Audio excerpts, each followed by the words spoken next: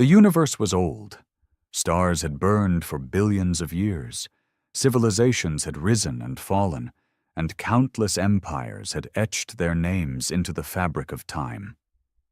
But when they looked at Earth, they saw a species that had barely crawled out of its cradle.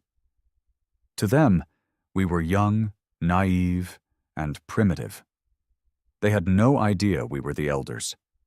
It started with the arrival of the Vasun, a highly advanced interstellar race that saw themselves as galactic peacekeepers. Their ships, sleek and silver, descended into Earth's orbit like celestial gods coming to bless a new species. They broadcasted their message in every language. Humans, we are the Vasun. We bring knowledge, technology, and enlightenment. You have much to learn. At first we listened. The world's leaders gathered, eager to welcome these visitors who promised an age of prosperity. They spoke of how their civilizations had flourished for millions of years, how they had mapped the universe, studied the cosmos, and unlocked the secrets of life itself. They believed we were still finding our place in the stars. They didn't know. They didn't see the scars written in our history, the eons of war, the rise and fall of empires, the countless lessons etched into our DNA. We had forgotten more than most species would ever learn. When the Vasun began offering guidance, we played along. They taught us their philosophies, their science, their technology, believing we were finally joining the cosmic stage. They showed us energy manipulation beyond our comprehension, warp technology that defied physics, and medicine that could cure any disease. But they didn't understand the truth. They didn't understand why we weren't in awe. They mistook our silence for ignorance. Then came the mistake, the moment everything changed. A Vasun delegation visited Earth's museums. They saw artifacts from civilizations thousands of years old, ancient ruins, primitive tools, skeletal remains of forgotten ancestors. And they laughed. "Your history is barely a whisper. Your species is still crawling," one of them had said. And that was when we showed them the ruins. Not just the pyramids, not just the Mayan temples, not just the forgotten cities buried beneath sand and jungle. We took them deeper, beneath the earth itself. We showed them structures that predated humanity, architecture built by hands that history had erased, machines buried in stone that no scientist could explain. We showed them the remnants of lost ages, hints of civilizations that had risen and fallen long before recorded time. And then we told them. We told them about the cycles, that humanity had not merely risen once, but many times, that we had reached the stars before, conquered the void, built empires among the galaxies, and then vanished. We told them about the wars that had shattered entire star systems, about the knowledge that had been lost and rediscovered over and over again.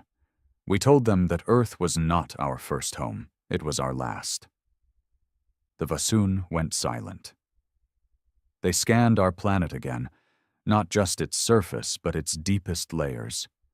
Their technology searched through mountains, oceans, and underground caverns, and they found them, the echoes of lost ages, the remains of civilizations so old they defied comprehension.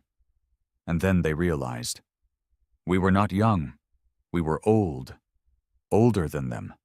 Older than most of the galactic races they knew. They had come to teach us. But they were the ones who had something to learn. And when the others came, the true predators of the stars, the ones who saw all new species as prey, humanity was not afraid. We remembered. We always remembered. And this time, we would not fall. This time, we would teach the galaxy what it meant to awaken the elders. The Vasun delegation left Earth in silence. Their once condescending demeanor had vanished, replaced by a quiet, almost fearful respect. They had come expecting to uplift a young species, but they left with the unsettling realization that they had just awakened something far older than they had imagined. and word spread. Other galactic races soon turned their eyes toward Earth. Some came with curiosity, eager to learn from this so-called ancient species. Others, however, saw an opportunity. If humanity had truly been powerful once, then surely they had fallen for a reason. If Earth was the graveyard of past civilizations, then perhaps it was also ripe for conquest. They had no idea what they were walking into. The first test came just a year after the Vasun revelation. The Zelthar Dominion, a war-hardened empire that had conquered dozens of worlds, saw Earth as weak. The galaxy's whispers of ancient humans meant nothing to them. Words were not weapons. They saw a planet without interstellar fleets, without planetary defenses, without warships patrolling its skies. To them, humanity was a relic, a species clinging to old stories, nothing more. So they invaded. They came in towering warships, each one bristling with enough firepower to reduce continents to ash. They entered Earth's orbit unchallenged, broadcasting their demands in a dozen languages. Surrender, serve, or be erased. For a moment the world held its breath, and then we responded. It wasn't with diplomacy, it wasn't with desperation, it was with laughter. They had come thinking we were weak. But the truth was, we had simply been patient. The skies above Earth lit up with fire. Hidden within the depths of our oceans, buried beneath mountains, and concealed within the void of space itself, our true weapons came to life. Technologies long thought lost roared back to existence. Massive cannons, powered by energies that should not exist in a young species, tore through Zelthar warships like paper. Orbital defenses, remnants of an era long before this one, activated with cold, mechanical precision. The Earth itself seemed to fight back, as if it had been waiting for this moment. And then the ground forces landed. Zelthar soldiers, towering insectoid creatures clad in unbreakable exoskeletons, expected resistance. They expected desperate gunfire, makeshift defenses, primitive attempts at defiance. They did not expect the cities themselves to become weapons. The moment they touched the ground, ancient machines hidden beneath the streets awoke. Walls reshaped themselves into barriers, streets cracked open to reveal hidden artillery, and entire buildings shifted into armored fortresses. They had no idea how many times we had fought this war before.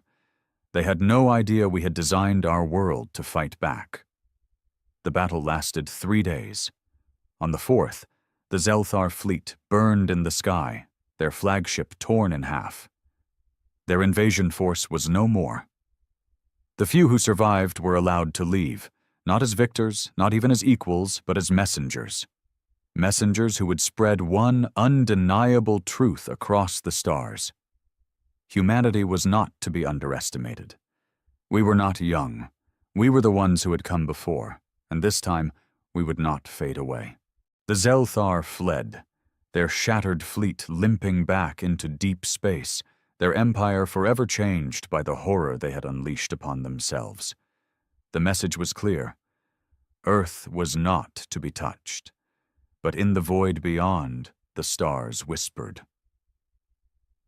Other empires watched, calculating, weighing their options. Humanity had survived an invasion, but surviving was not the same as thriving. The galactic elite had seen countless species rise, fight, and eventually break under the weight of sustained war. To them, this was a test of endurance.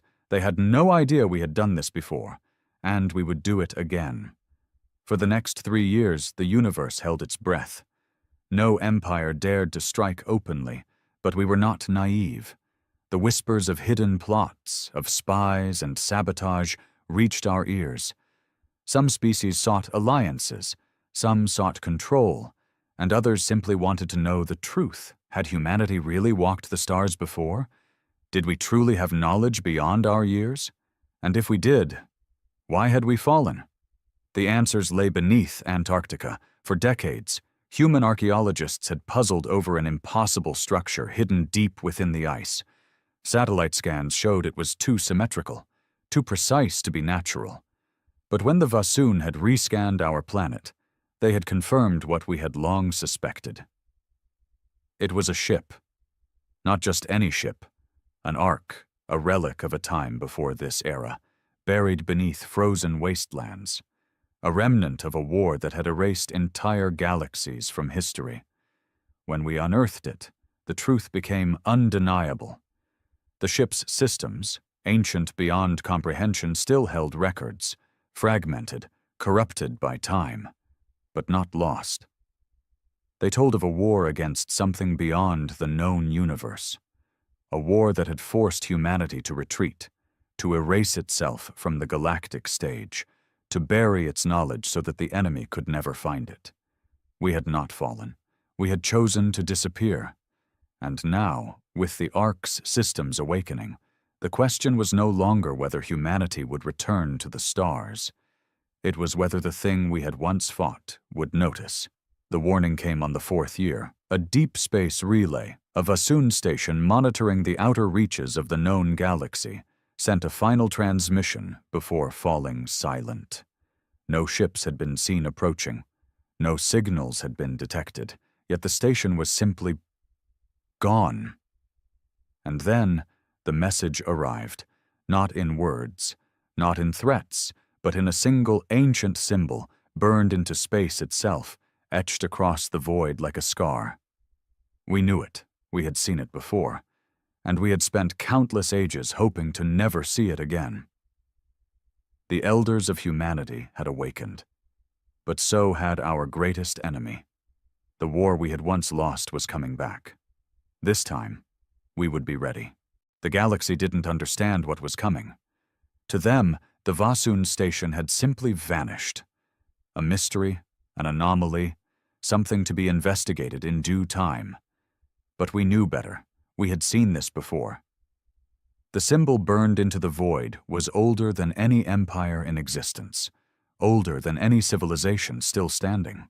It was a warning, a declaration, a whisper from something that should have remained forgotten. The enemy had returned.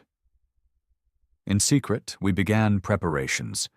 Earth's governments, fractured and divided for so long, now stood united under a single purpose: survival. War was coming, and we would not fight it alone. The ark beneath Antarctica was just the beginning. Hidden across our planet, buried beneath mountains, lost beneath oceans, were the remnants of our past selves, fragments of a civilization that had once spanned the stars. The ark's systems led us to them. Deep beneath the Himalayas, we unearthed another vault, one that had not been opened in over 100,000 years. Within it, we found what the Ark had promised: weapons. Not just guns, not just missiles, but technologies so advanced, so devastating that even the greatest galactic empires could not comprehend them. Ships built for war, sleek and black, lined in metals that defied modern understanding. Weapons that could bend space, tear through shields, and reduce planets to dust. Humanity had once been a superpower, and we were about to be one again. But the enemy was already moving. The first real attack came on the edges of the known galaxy, in a system controlled by the Ixari Confederacy. One moment, their colony world was there. The next, it was gone. Erased, as if it had never existed. No distress calls, no survivors, just empty space where an entire civilization had once stood. The Vasoon panicked. For the first time in their long history, they did not have an answer. Their technology could not detect the attackers. Their fleets could not retaliate against an enemy that left no trace. But we knew. This was how it had started last time. This was why we had vanished. And this time, we would not run. The first human fleet launched 6 months later. It was a sight no other species had ever witnessed. A fleet of ships, not new, but ancient, rebuilt from the remains of a forgotten empire, powered by technology no living race could match.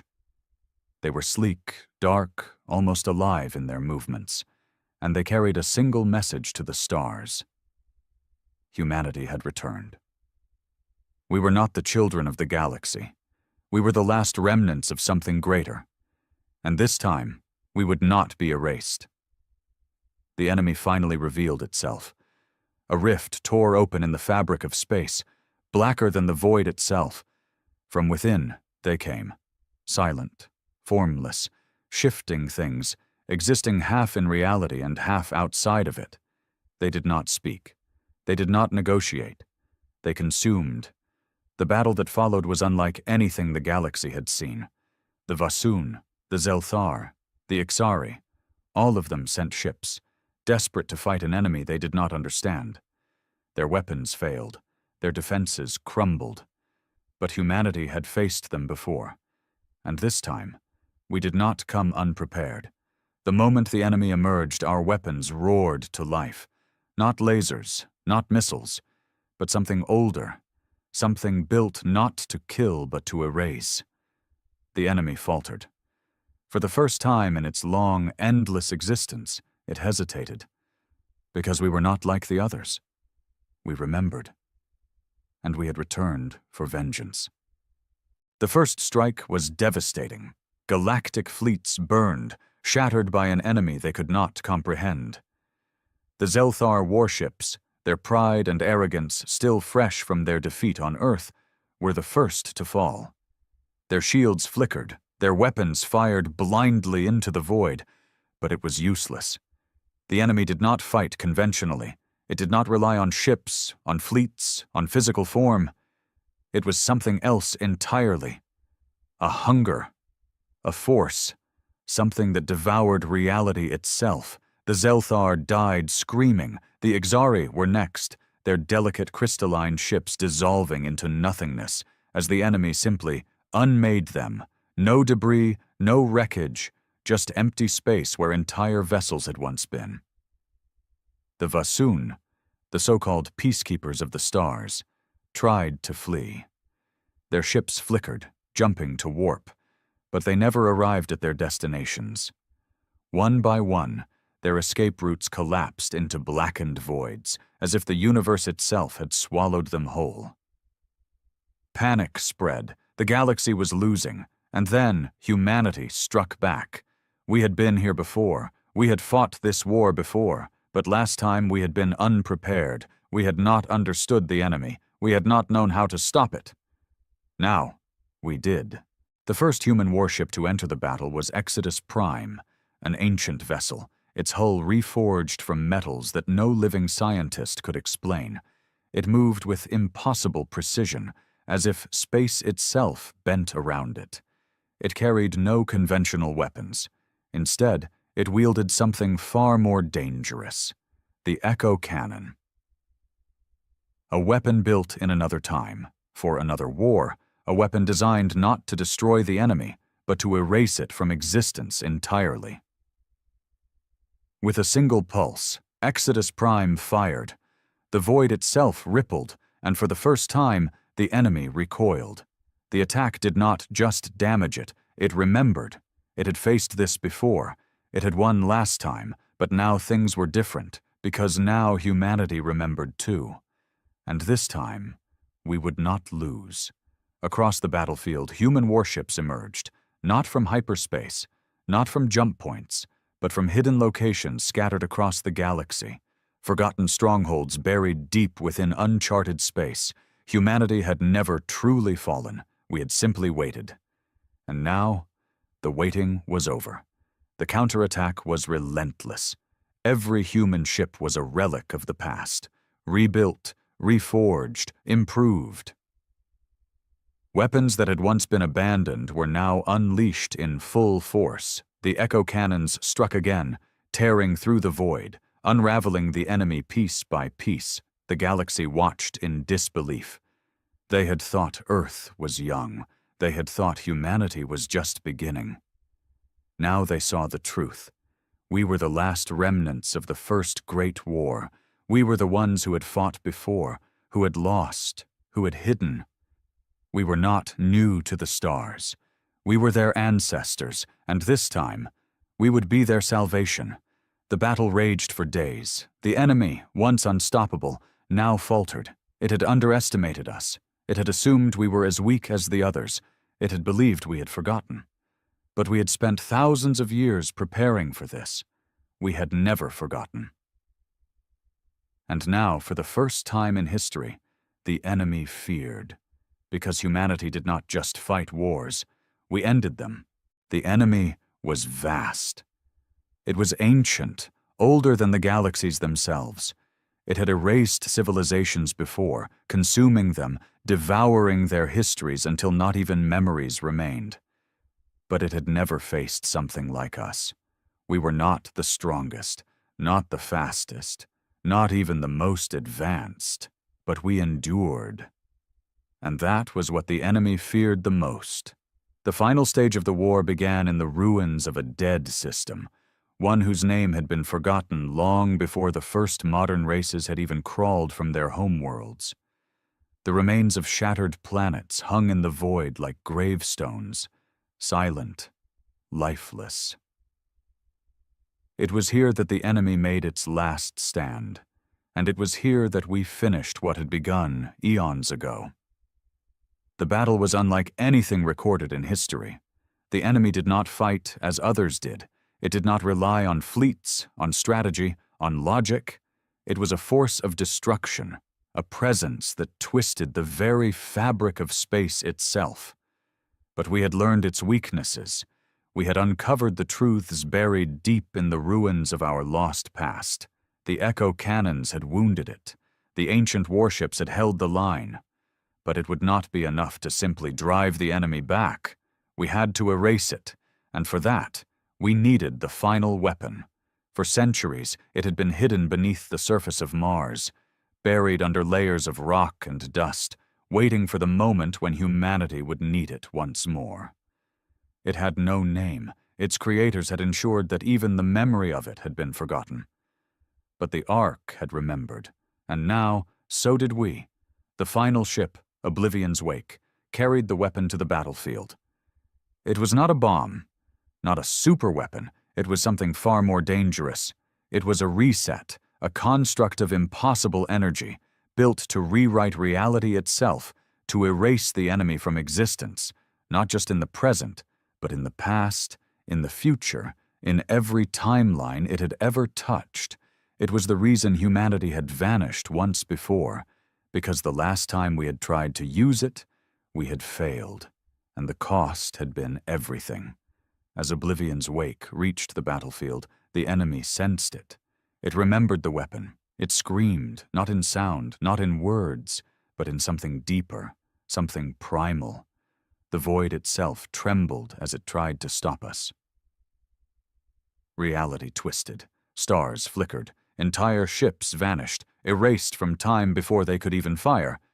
But we were ready. Humanity's fleets formed a wall of steel and fire. Standing between the enemy and the weapon, we took the hits. We held the line. We endured. And as Oblivion's Wake reached the heart of the battlefield, the weapon activated. Light erupted, not just in space, not just in the present, but everywhere, everywhere the enemy had ever been, everywhere it had touched, corrupted, consumed. Time itself shuddered.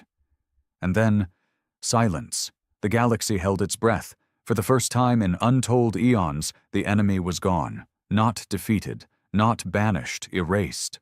No trace remained. The worlds it had consumed, restored, the civilizations it had devoured, remembered, and in the silence that followed, the truth became clear. Humanity had not just survived the war, we had won it. The galaxy changed after that.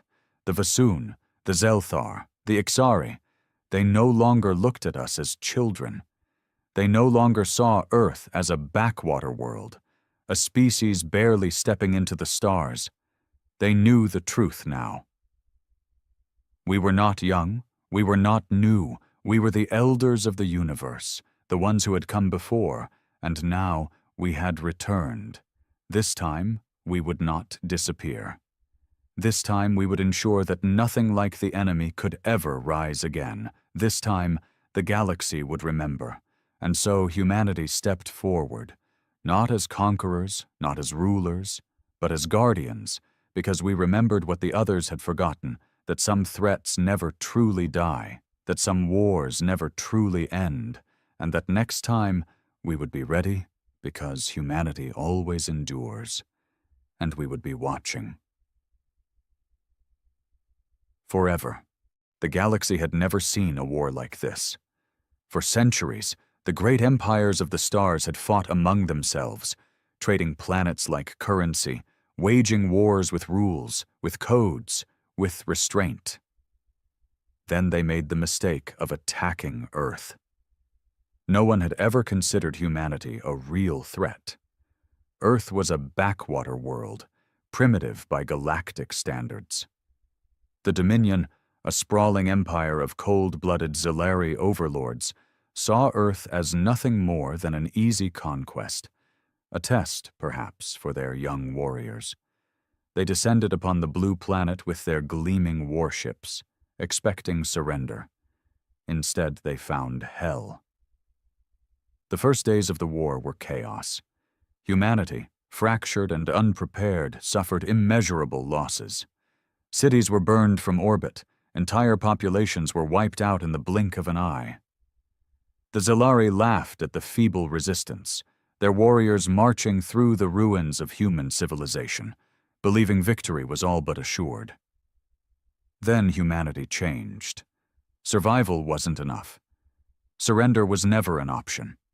The war became something else, something monstrous. Humanity refused to die quietly. They fought with weapons the galaxy had never seen. They waged war without honor, without restraint.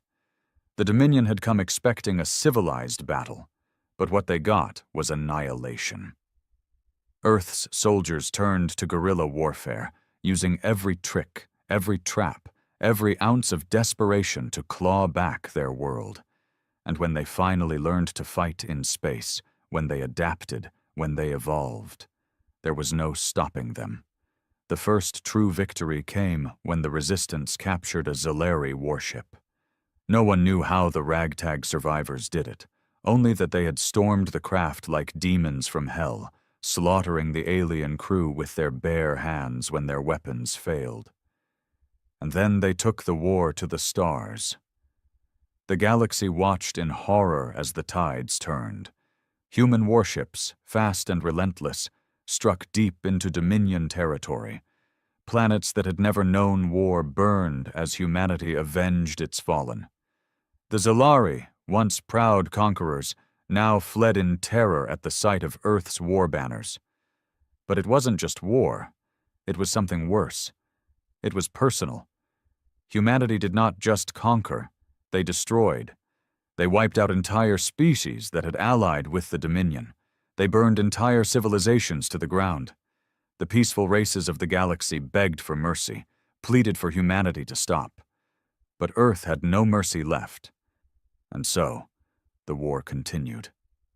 The galaxy trembled. And humanity, once the underdog, now stood as the monsters in the dark. This was no longer a fight for survival. This was vengeance. And it had only just begun. The Dominion's desperate retreat shattered the illusion of their invincibility. Before the war with humanity, they were the most feared empire in the galaxy, their war banners stretching across thousands of conquered worlds. Now, their fleets burned in space, their generals slain, their planets falling one by one. But the horror wasn't just in humanity's victories. It was in how they fought. The Dominion had always waged war with a sense of superiority. They enslaved, they conquered, but they never truly obliterated. Their wars were meant to end with surrender, with a new ruler taking the throne of a beaten world. Humanity had no such intentions. The first recorded footage of the war turning against the Dominion came from the fall of Vorsk 9, a planet that had served as a military outpost for centuries. Dominion soldiers, once elite and ruthless, were now the ones cowering. When human warships entered the system, there was no declaration, no warning. The sky simply erupted into fire. The humans did not land troops. They did not take prisoners. They bombed the world until the surface boiled, until the oceans turned to steam, until not a single Zalari remained. Then they moved on. Planet after planet suffered the same fate. Dominion soldiers abandoned their posts, throwing down their weapons in surrender, hoping for the mercy that humanity once valued. But mercy had died on Earth. The few survivors who escaped reported the nightmares that followed. Human ground troops weren't soldiers, they were executioners. They didn't fight for glory or honor. They fought to exterminate. Zalari colonies, even those that had never participated in the war, were torn apart. Cities were leveled, civilians butchered. The few Zalari that managed to flee the bloodbath told stories of human soldiers wearing the bones of their fallen enemies, of laughter echoing through the ruins of their worlds. The galaxy's other empires watched in horror. For centuries, they had believed humanity was weak. Now they realized their mistake. The Dominion's Grand Council, once so proud, was now a chamber of fear and desperation. Their leader, Supreme Chancellor Vorek, stood before his advisors, his reptilian features sunken and pale. "They will not stop," one of his ministers whispered. "We must surrender. We must offer them our empire." Chancellor Vorek shook his head. "You think they want our surrender?" His voice cracked. "They do not want peace. They do not want rule." He turned to the holographic projection of what had once been the Dominion capital world, now a wasteland of fire and bones. "They want us dead." And so the Dominion prepared for its final stand. They sent distress signals across the galaxy, begging for help. Some empires considered intervening, but fear held them back.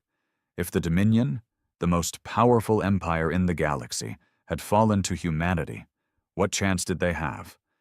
One by one they stayed silent. Humanity's name spread through the stars, no longer as an afterthought, but as a warning. The species that had once dreamed of exploring the galaxy had become its greatest nightmare. And the war was far from over. The Dominion's last strongholds trembled as humanity's fleet pushed further into their space. There was no slowing down, no hesitation. Every world that had once belonged to the Zalari was either burning or already turned to dust. The other galactic empires remained frozen in fear, watching from the shadows. They whispered among themselves, debating whether they should intervene, but none dared move. They had seen what happened to those who stood in humanity's way. The Dominion had been arrogant, powerful beyond measure, and yet their fleets now floated as debris in the void. The final battle loomed over Zelor Prime, the heart of the Dominion. The once mighty homeworld of the Zalari was no longer a symbol of power. It was a world drowning in fear.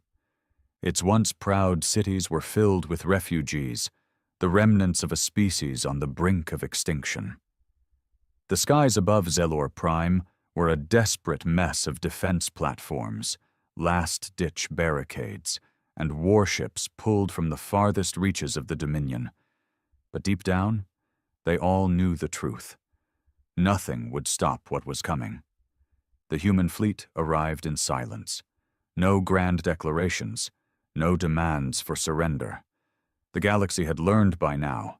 Humanity did not waste time with words. They simply killed. Zalari warships, once the terror of the stars, broke apart within moments of contact.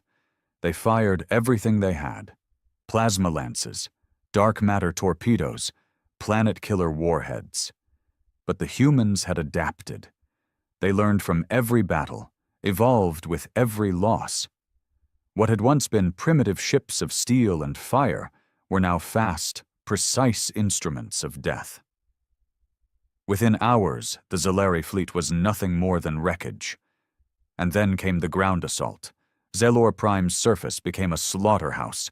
Zalari warriors fought with desperation, knowing there was nowhere left to run. They fought harder than ever before, but humanity was something else entirely. They moved like demons in the night, armored soldiers tearing through lines of defense like an unstoppable plague. For every human that fell, 10 Zalari died. Civilians ran, mothers clutching their children, elders whispering prayers to gods that had abandoned them. They had thought surrender might still be an option, that perhaps, if they bowed low enough, humanity would show mercy. But mercy had not survived Earth's fall. The final hours of Zelor Prime were not a battle. They were an execution. The human forces spread through the cities like fire, leaving nothing untouched. The Zalari Royal Palace, a symbol of dominance for thousands of years, crumbled in flames. And then it was over. The last Zalari signal faded into the void. The Dominion was no more. The silence that followed was not relief. It was terror. The galaxy now understood. Humanity had not won the war. They had become the war. The once fractured human race, once divided by borders and nations, now had a single purpose. The rage that had fueled them through the Dominion's slaughter of Earth had not faded. It burned hotter than ever. And now, with no enemy left to fight, the question became, who was next? The other empires began sending frantic messages, desperate to reach the humans before they made their decision. But deep down, they all knew the truth. Humanity had tasted vengeance. And they were not done. The silence that followed the fall of the Dominion was unlike anything the galaxy had ever known. It wasn't peace. It wasn't relief. It was the quiet of something unnatural, something worse than war. Zelor Prime had been humanity's final message to the stars, a brutal testament to what happened to those who dared cross them. The planet had not just been conquered, it had been erased. The ruins of its once great cities smoldered under the dim light of its dying sun, and the corpses of the last Zalari lay scattered across the wasteland. There were no survivors, no prisoners, no negotiations. Humanity had made one thing clear. They were done being victims. Now they were the ones to be feared. Across the galaxy, empires trembled at the thought of what would come next. The galactic community, once arrogant and dismissive of Earth, was now paralyzed with terror. The most powerful rulers, the most ancient civilizations, held secret meetings, whispering in panicked voices. Would humanity stop? Or would they turn their sights on the rest of the galaxy? Desperate to prevent their own destruction, the most powerful empires sent envoys to humanity's new high command. Pleas for peace, offers of alliances, promises of reparations, anything to avoid the fate of the Dominion. The response from humanity came days later, a single transmission, 3 words: "We are watching." It was not a declaration of peace, it was a warning. The galaxy scrambled to interpret the message. Did it mean humanity was satisfied with their vengeance? Would they stand down now that their greatest enemy was gone? Or was this just the beginning? No one knew. And that uncertainty was the most terrifying thing of all. As the galaxy held its breath, reports began to emerge of something even worse. Human warships had been sighted far beyond Dominion space, deep in uncharted territories. They moved without transmitting signals, without declaring their purpose. They were ghosts in the void, appearing at the edges of different empires' borders before vanishing just as quickly. At first, the sightings were dismissed as paranoia. But then, ships started going missing. At first, it was only small scout vessels. Then, entire convoys vanished without a trace. Military outposts along the farthest reaches of the galactic core went silent. No distress signals, no debris fields, just gone. And then the messages began. Distorted transmissions filled the emergency channels of every major empire, their signals twisted and broken by unknown interference. But through the static, one thing was clear: a voice, cold, mechanical, inhuman. You watched as they burned our world. Now we are watching you. The message was always the same, repeating endlessly until the transmissions cut off into empty silence. No one knew what it meant. No one wanted to find out. Entire empires began fortifying their worlds, preparing for a war that hadn't been declared. The most ancient civilizations, the ones that had stood unchallenged for thousands of years, now cowered behind their planetary shields, hoping that if they stayed quiet, humanity's gaze would pass over them. Trade routes changed overnight. Merchants refused to pass near human-occupied space. Pilots whispered of derelict warships floating in the void, their hulls carved with symbols in the old human tongue, reminders of Earth's suffering. Some believed humanity was testing them, waiting for the first empire to make a mistake. Others feared humanity no longer cared about strategy, that this wasn't about war anymore, that this was about revenge. The great rulers of the stars, the ones who had once dismissed Earth as nothing but a primitive world, could do nothing but sit in their gilded palaces, staring at the endless black of space, and wonder, was humanity still watching? Or had they already begun their hunt? The fear that gripped the galaxy had no name, no precedent. The Dominion had been wiped from existence, its people erased, its homeworld reduced to a charred wasteland. But the war had left behind something far worse than destruction. It had left behind silence. The humans were out there, watching, waiting. No one knew where they would strike next. Some empires fell into chaos, their leaders descending into paranoia, fortifying their worlds in desperate hope. Others tried to send envoys, emissaries bearing gifts, treaties, and unconditional surrender, pleas for mercy before a war had even begun. Humanity did not answer. Days passed, then weeks, then months. The galaxy became a graveyard of anticipation. Trade routes were abandoned. Fleets no longer patrolled their borders but hid within them. The great empires of the stars, races that had conquered whole sectors, that had ruled without challenge for millennia, no longer spoke in terms of power. Now they whispered only in fear. And then the disappearances began. Entire warships began vanishing from the void. At first it was small vessels, scouts, supply freighters, outposts in the farthest reaches of known space.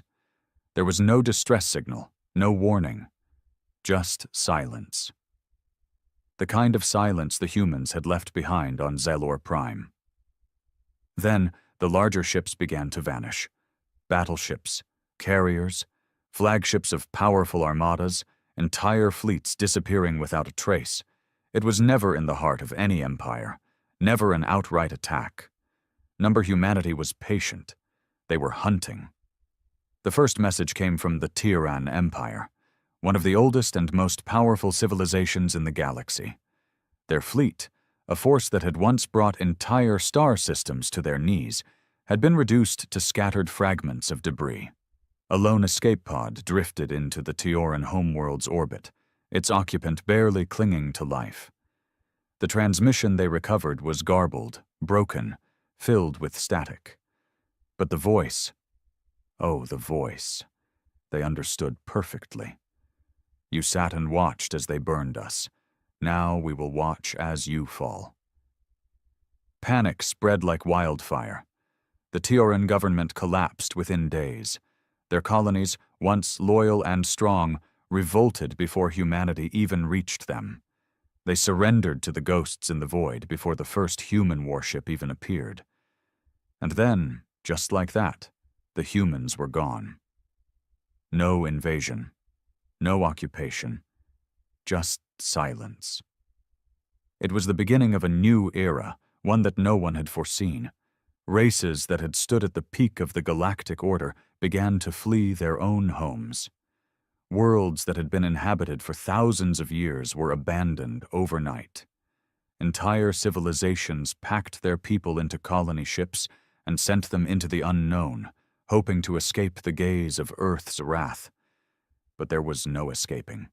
The humans were everywhere, not in grand fleets, not in armadas that blotted out the stars. No, they moved like whispers in the dark, their ships appearing only long enough to remind the galaxy of their presence. They left no demands, no rules to follow, no ultimatums to obey, only fear, and fear was enough. For the first time in recorded history, the galaxy was at peace. Not by diplomacy, not by treaties, by terror. Where once there had been border conflicts, there was now retreat.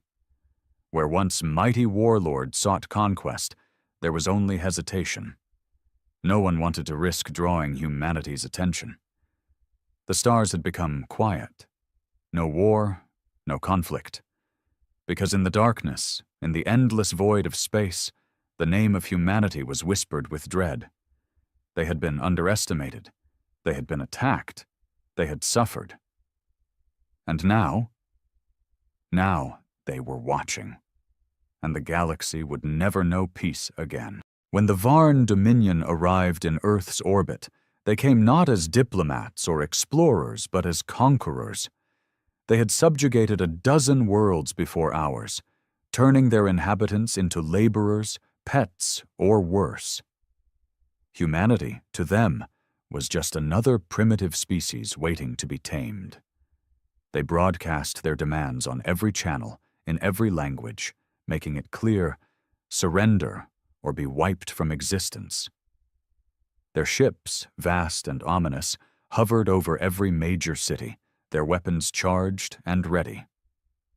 At first, the world government scrambled to negotiate, to find a peaceful solution. But the Varn had no interest in diplomacy. When Earth hesitated, they made an example of New Delhi, reducing it to smoldering rubble with a single energy blast. Millions died in an instant. The message was clear: obey or perish.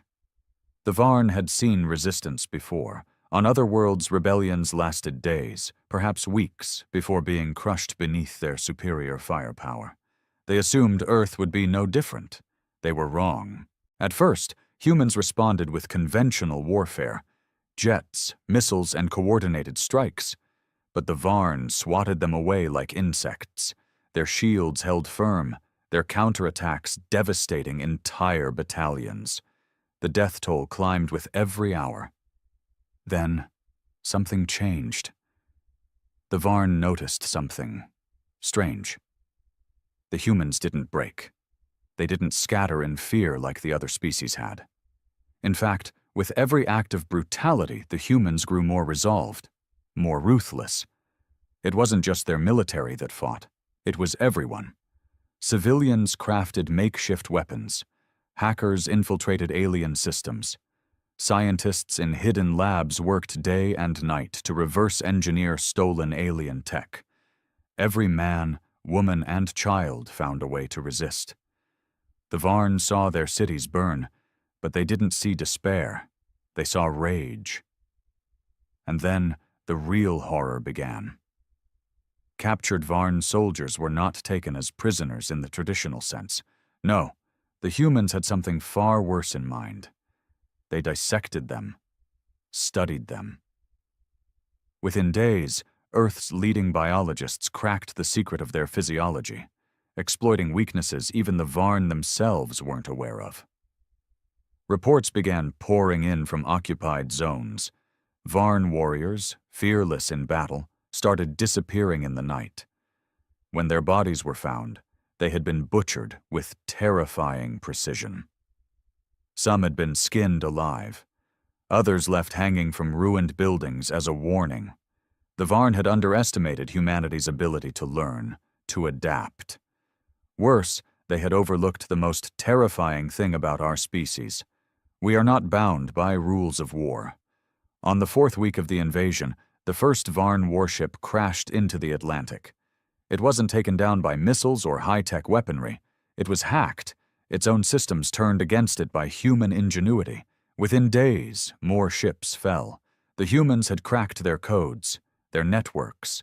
The Varn, for the first time in their history, felt fear.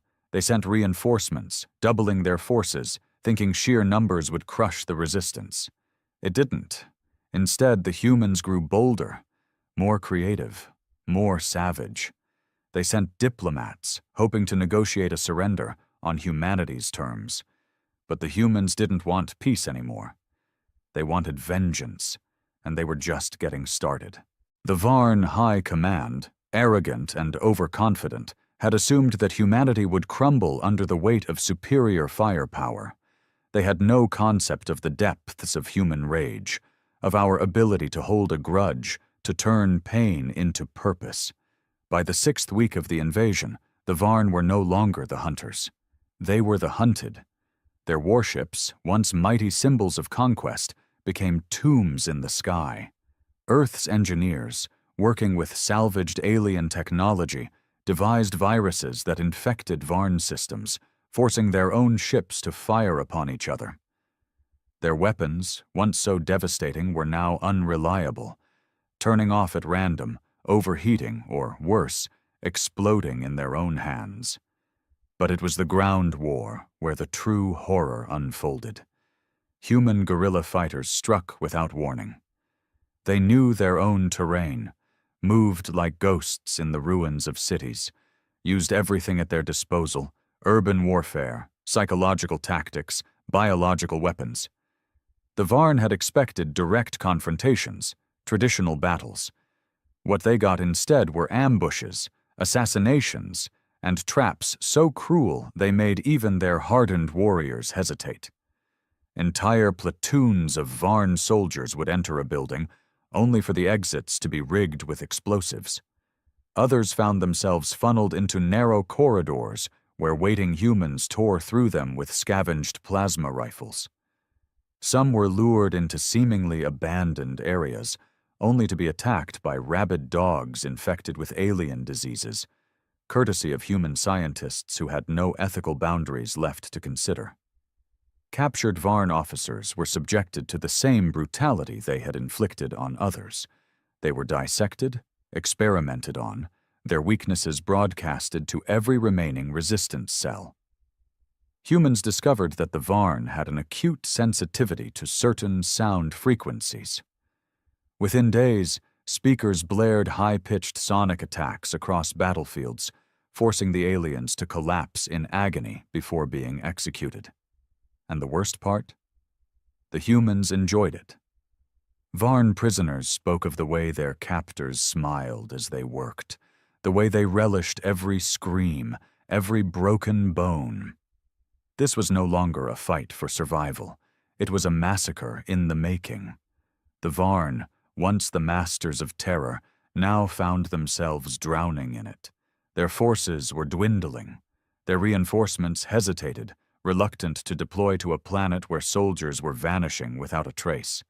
The Empire, vast as it was, had never seen such resistance, never faced an enemy so willing to drag them into the abyss. And then, on the 9th week, the unthinkable happened. The Varn retreated.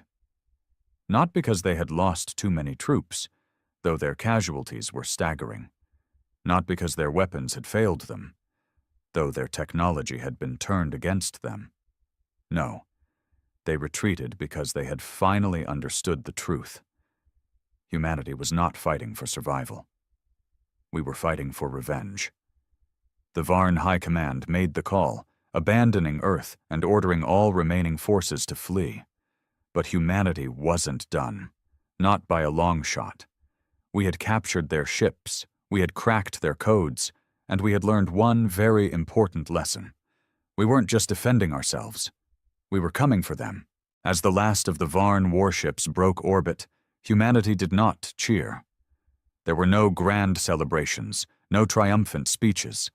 There was only cold, silent rage, the kind that burns slow, deep, and never truly fades.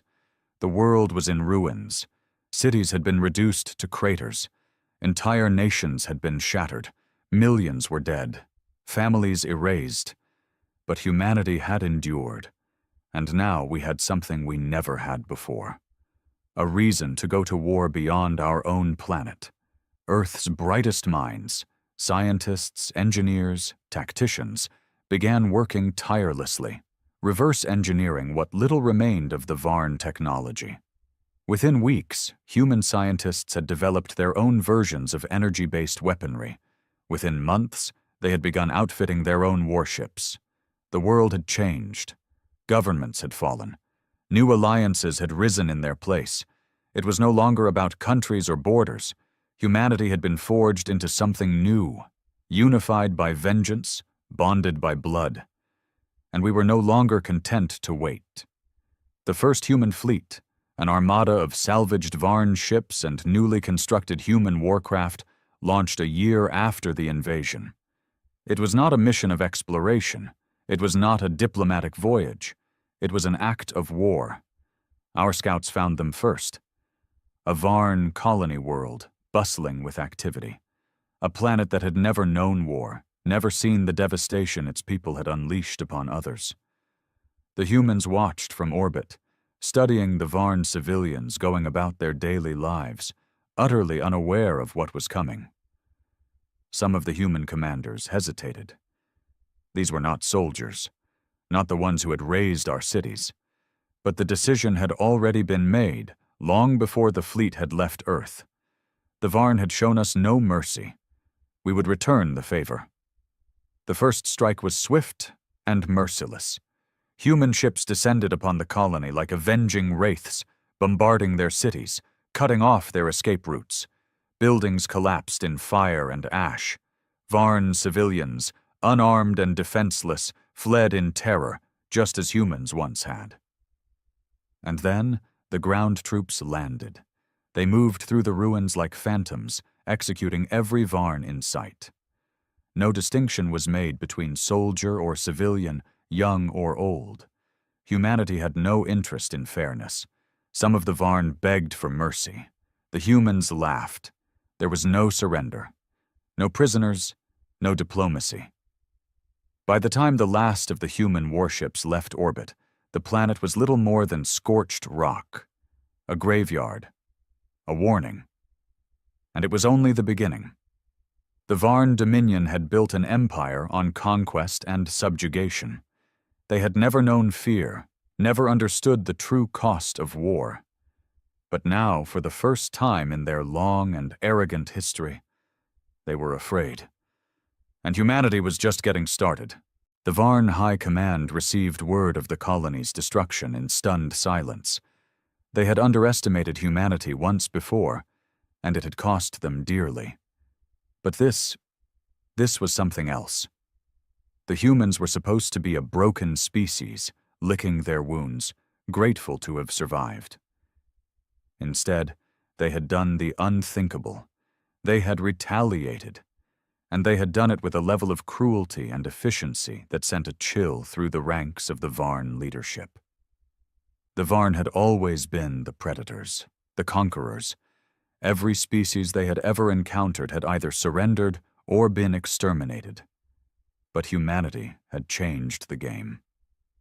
They weren't fighting for survival anymore. They were hunting, and they were learning. The next human attack came swiftly.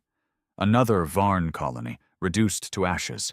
Entire cities wiped out overnight. The humans were moving fast, striking with precision, adapting to Varn defenses with terrifying speed. They didn't just kill, they studied. Each battle was a lesson, each skirmish a chance to perfect their tactics. And the worst part? The Varn couldn't stop them. Human ships were smaller but faster. Their soldiers were outnumbered, but fought with a savagery the Varn had never seen.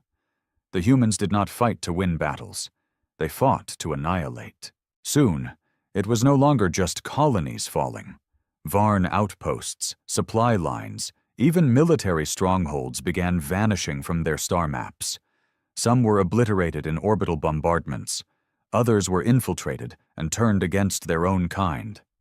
Entire battalions of Varn soldiers disappeared overnight, their bodies never found. The ones who did return came back different.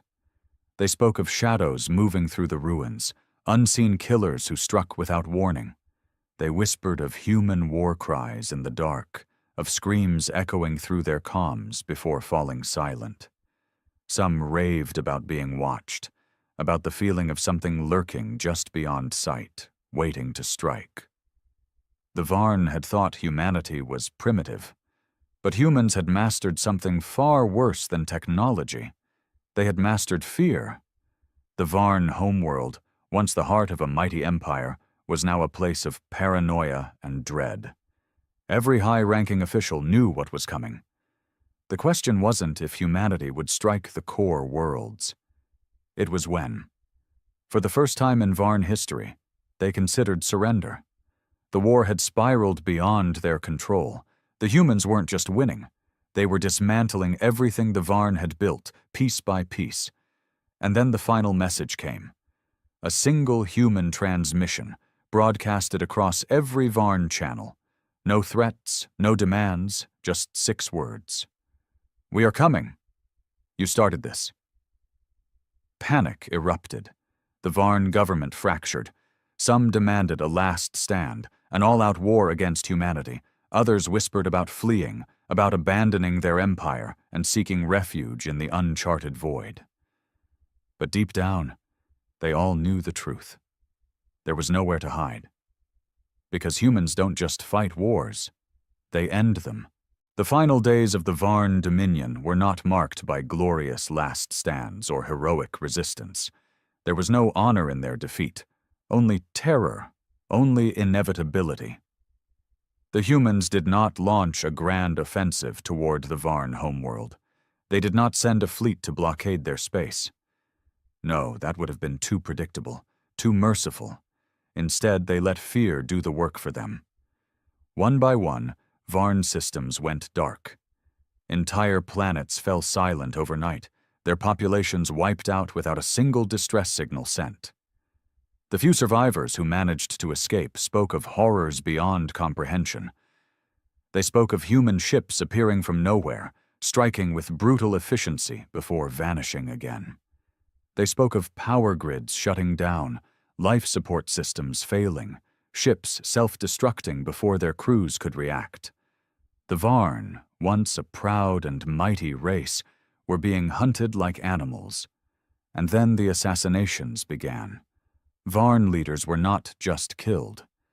They were made into examples. The High Warlord of the Dominion was found impaled on the spires of his own palace, his body skinned, the words, "Remember New Delhi," carved into his chest.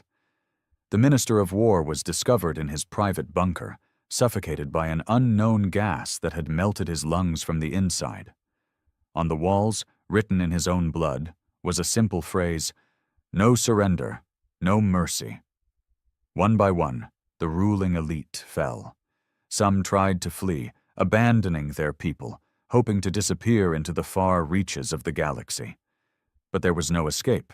Human operatives tracked them down, no matter where they ran, and made sure they suffered before the end. By the time the first human fleet arrived in orbit around the Varn homeworld, there was no need for battle. The planet had already fallen. The cities were in chaos, the streets filled with rioting and despair. Entire military divisions had deserted, knowing there was no point in fighting an enemy that had already won. The humans didn't even need to fire a shot. They simply landed. And the Varn surrendered. But humanity was not interested in surrender. There would be no peace treaties, no integration, no second chances. The Varn had shown no mercy when they came to Earth. They had slaughtered millions without hesitation, without remorse. And humanity had learned. They gathered what remained of the Varn leadership in the ruins of their great capital city. They forced them to kneel before the remnants of their once mighty empire. And then, one by one, they were executed. Not quickly, not mercifully, but slowly, deliberately. By the time the last body fell, the message was clear. Humanity had not just won. They had erased the Varn from history. The empire was gone. The species, once feared across the stars, was no more, and the galaxy would never forget the lesson they had learned. You do not provoke humanity, because if you do, we will not stop. We will not forgive, and we will never, ever forget. With the Varn dominion shattered, its people exterminated, and its homeworld reduced to a graveyard, humanity stood at the precipice of something greater than vengeance. We had won, but now we had a choice to make. For the first time in history, humanity was no longer bound to a single world.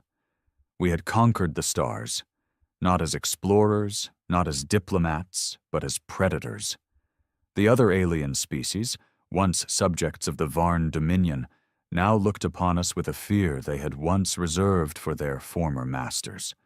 Some reached out in hopes of forming alliances, offering peace and friendship.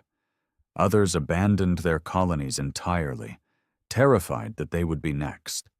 And humanity? We did not respond. We had tasted war, and we were not ready to let go. The first true human empire was forged in the ruins of the Varn. It was not built on ideals of freedom or unity, but on power, strength. The simple, undeniable truth that we had become something far worse than the Varn had ever been. We did not rule with diplomacy. We ruled through fear. We did not ask for territories. We took them. We did not offer treaties. We offered ultimatums. Those who knelt were allowed to live, their civilization spared under the condition that they swore absolute loyalty to the new order. Those who hesitated, even for a moment, were wiped out as effortlessly as the Varn had been. The galaxy trembled as the human war machine continued its relentless march. What had begun as vengeance had become something else entirely, a hunger, a purpose. The other species watched in horror as humanity reshaped the stars in its image. Former Varn slave worlds were repopulated, not by their original inhabitants, but by human colonists, eager to claim new lands, new resources.